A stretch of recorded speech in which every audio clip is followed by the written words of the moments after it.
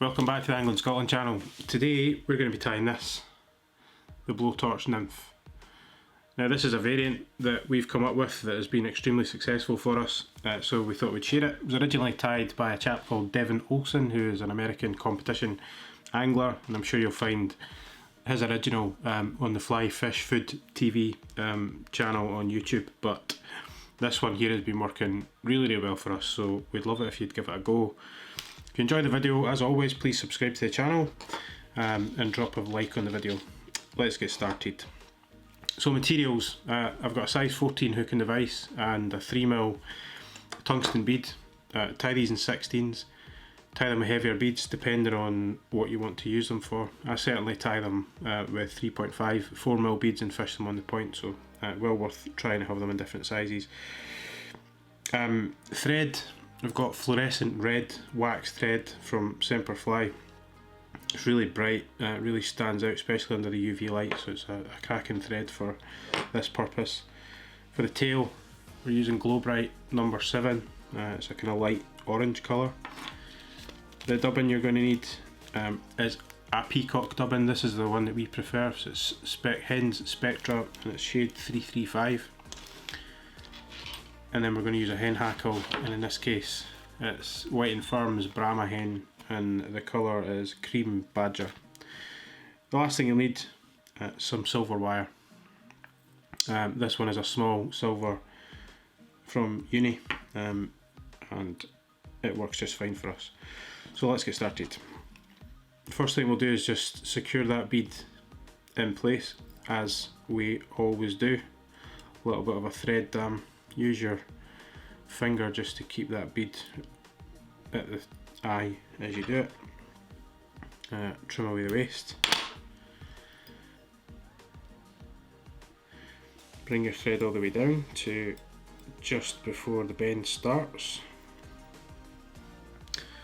Now for the tail, we've done this before on the channel, but what I've got here is a length of the Glo-Brite. There's probably, say, 6 to 8 strands I've tied a little knot in the end, and I just take a big long length and then I brush them together with a toothbrush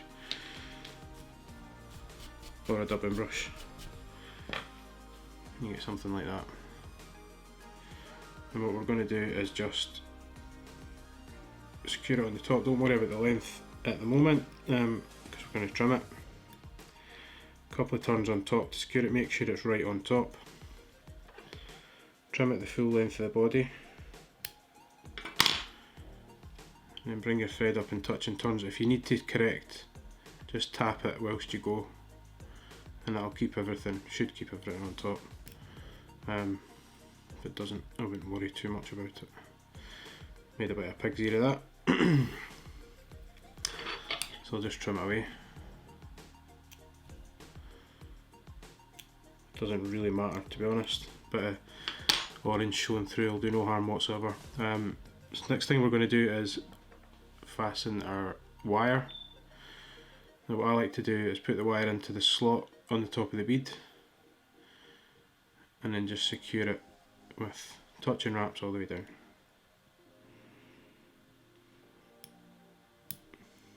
Like so. Now's a good time to trim your tail. What I look for is, you've got the bend of the hook, I go just slightly beyond that. Don't want a really long tail, it's just meant to be an attractor. And then we're going to take our dubbing.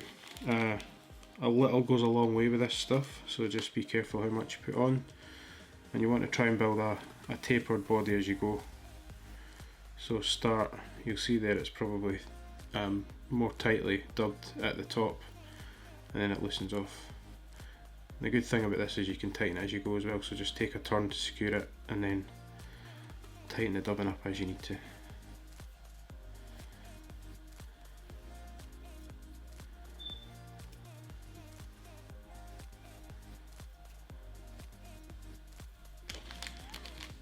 A little bit more. I'm going to take it up almost right to the bead. Leave a tiny wee space. Go back a turn just to build that profile. I've got too much on there, so I'll take it away. And then right up. And you'll see I've got a little space. just there, and the wire, I'm going to bring that the opposite way so that it stands out and reinforces the thread wraps. 3 or 4 turns until you get to behind the bead, and then I put 3 turns over the top of it, 3 turns the other side of it, and then wind it off.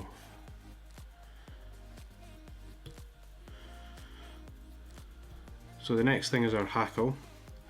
Now this technique works really well for spider patterns that I'm going to show you. A lot of people have trouble with keeping them sparse, and this is a good way to do that. So it's got a feather here, curved side facing away from me, and what I'm going to do, or the curve facing away from me, and what I'm going to do is I'm going to strip all the barbs from the left hand side.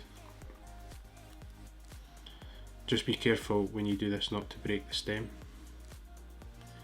Doesn't matter if you leave a little bit in the tip, because we're going to use that as the tie-in point. So you'll see there, completely stripped on the left hand side. I'm going to get my hackle pliers. I'm going to grab the tip of the feather.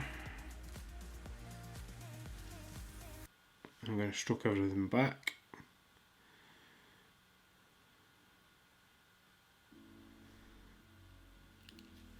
Until you've got this bit left, and then I'm going to cut the majority of that away just to leave enough for a tie-in point. Hopefully you can see that. We've done this before in our other videos. So I'm going to secure that in, again with the curved side facing away from me, tip forward, 2 or 3 wraps, just fold the other wee bit back and wrap over it. And what you should be left with is the barbs pointing down the way, curve facing away, and then I'm going to take no more than 2 turns, and you'll see, you should see hopefully when I wrap this, that it naturally lays back the way, and it keeps it much more sparse than it would if you had used the full feather. So that's 2 there. I'm going to trap it on top. You don't need a lot, it's just to suggest legs, it's to provide movement with the fly, so you really don't need a lot. So again, couple of wraps on top, couple of wraps behind, secure it in, trim away the stem, just be careful. There you go. You could actually fish that like that, and I'm sure it would catch loads of fish, but what I like to do is just add a little bit more dubbing in front, so you'll see there's a reasonable space there at the moment. I'm just going to fill some of that with the dubbing. Same again, try and keep it relatively sparse. You just want enough to build a collar. I've got far too much on here.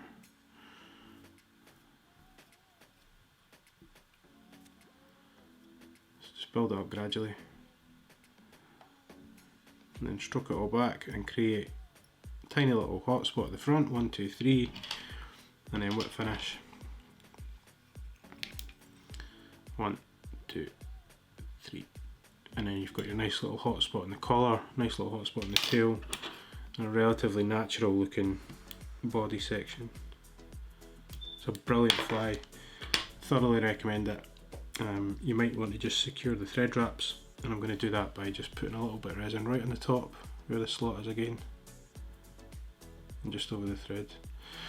You could wrap, putting varnish over, I've done that as well. I do that quite a lot, so it's up to you. Just make sure you secure the thread so that the fly is durable.